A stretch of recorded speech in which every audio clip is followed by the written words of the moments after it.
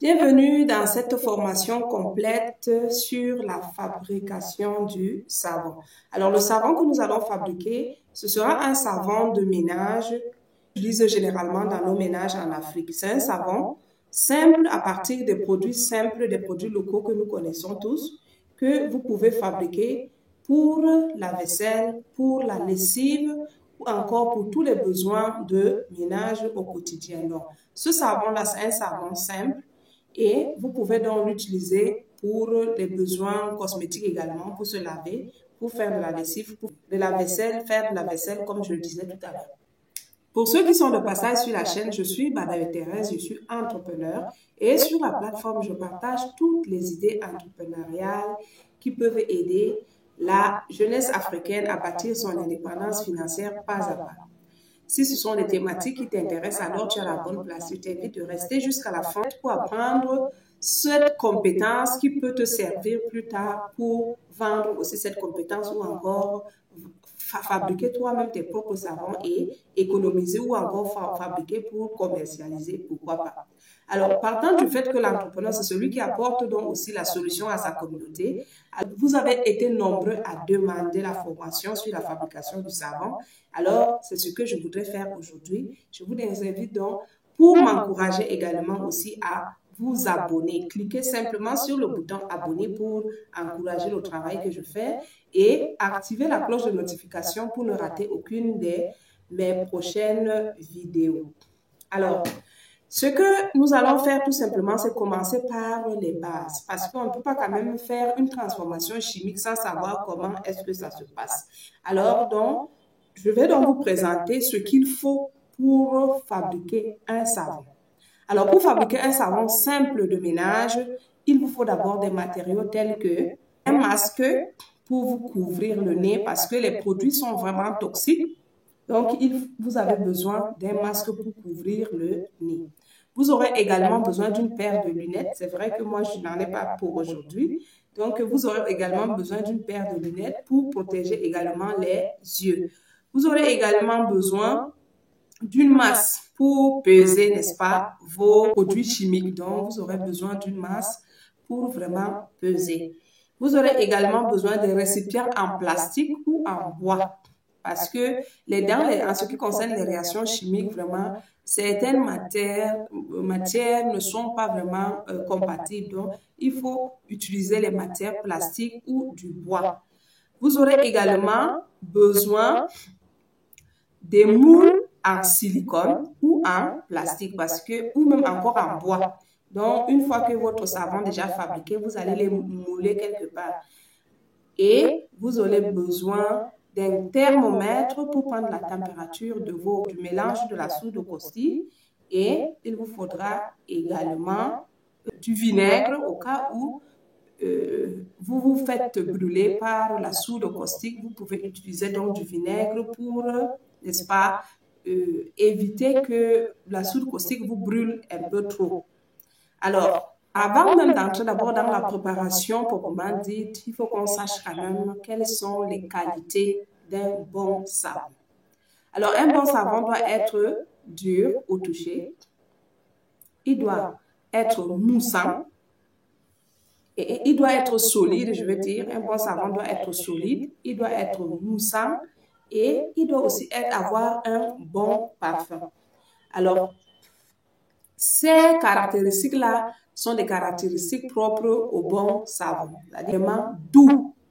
Doux, c'est-à-dire que ça n'agresse pas la peau. Même si c'est un savon de ménage, il faut que ce soit un savon que lorsqu'on fait la lessive avec, que ça ne brûle pas les mains tout simplement. Voilà pourquoi il est important de bien peser, n'est-ce pas, tous ces ingrédients, précisément la quantité d'huile, la quantité de soude caustique et la quantité d'eau nécessaire à faire cette réaction-là. Si la réaction n'est pas bien faite, croyez-moi, ça est un produit vraiment dangereux pour la santé. Voilà. Je m'en vais aussi présenter ce qu'il faut comme ingrédients pour rentrer dans la préparation de votre savon. Alors, pour la préparation de notre savon, nous avons besoin de la soude caustique, de l'huile, de l'eau, des éléments additionnels au choix, tels que le sel, le sucre, le parfum, du colorant ou et du silicate. Alors, je m'en vais ici expliquer les bases du savon. Pour qu'il y ait réaction chimique et qu'on arrive à obtenir un savon, tout ce dont nous avons besoin, c'est l'huile, la soude caustique et l'eau. Voici les 3 éléments qui rentrent dans la fabrication du savon.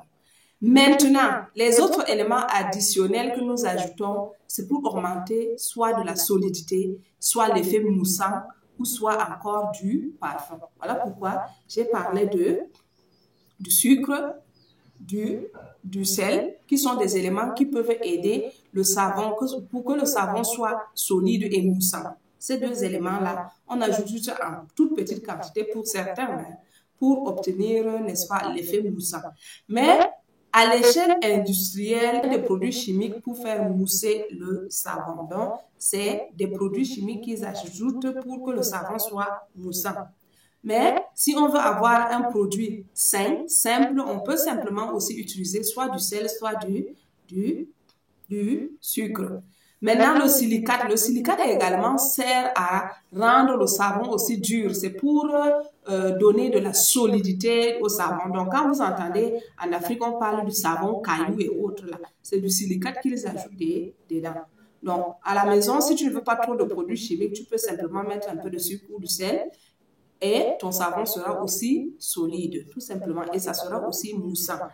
Il faut aussi noter que la réaction chimique dépend de la qualité de l'huile.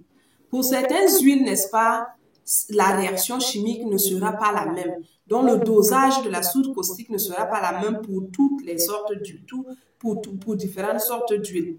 Et en même temps, on retient aussi qu'il y a des huiles qui donnent aussi des savons plus moussants. Par exemple, lorsqu'on ajoute de l'huile de coco à la préparation, ça donne le plus souvent un savon bien moussant. Donc, il faut vraiment noter cela. Et de l'autre côté, on doit aussi noter que les matières grasses, les huiles qui sont très grasses, il faut à tout prix les transformer, c'est-à-dire les chauffer sur bain-marie. C'est-à-dire qu'il faut peut-être mettre l'huile dans un récipient et déposer dans de l'eau et porter à ébullition. Je dis bien poser l'eau au feu et ajouter l'huile dans un récipient et le déposer ensuite dans cette marmite-là jusqu'à ce que l'huile dégraisse. Je vais prendre l'exemple du beurre de cacao, du beurre de mangue, du beurre de karité. Ce sont donc des huiles trop grasses qu'il faut chauffer. Et même les huiles de palme, il faut un peu les chauffer avant la fabrication du savon. Pour obtenir donc toutes ces réactions-là, il faut vraiment tenir compte de la qualité de l'huile et de tout le reste. Bon, maintenant, je vais donc vous présenter ce que j'ai ici et nous allons ensemble peser pour obtenir notre réaction. Donc, j'ai ici une petite masse et je vais utiliser ce récipient-ci pour prendre comme base. Et voici ma soude caustique. J'ai également de l'huile de palme et je vais enfiler mes gants.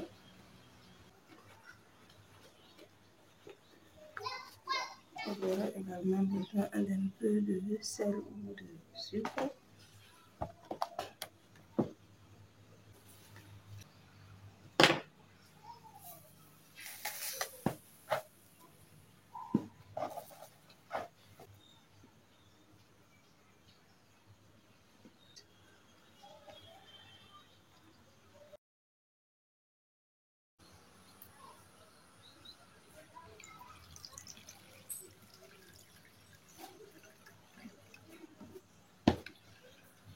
Recule un peu.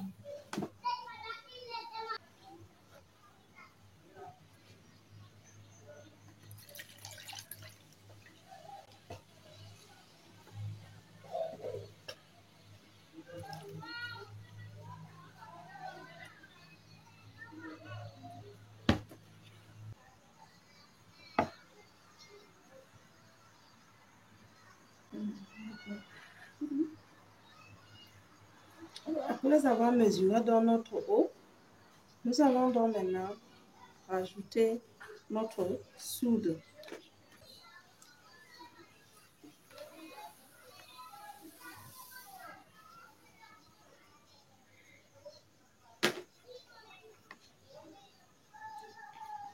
On va remuer.